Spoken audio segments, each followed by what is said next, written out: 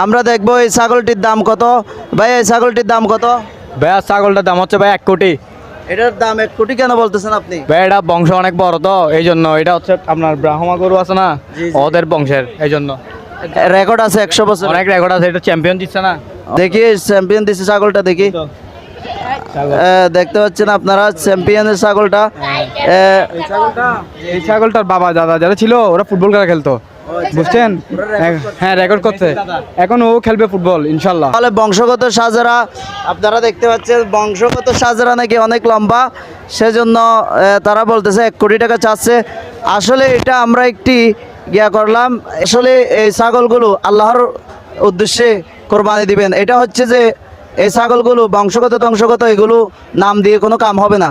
এটা হচ্ছে আল্লাহ তাআলার উদ্দেশ্যে কোরবানি দিতে হবে এবং রাজি খুশি করার জন্য এটি কোরবানি দিতে হবে আল্লাহর রাস্তায়। 1 কোটি দিয়ে ছাগল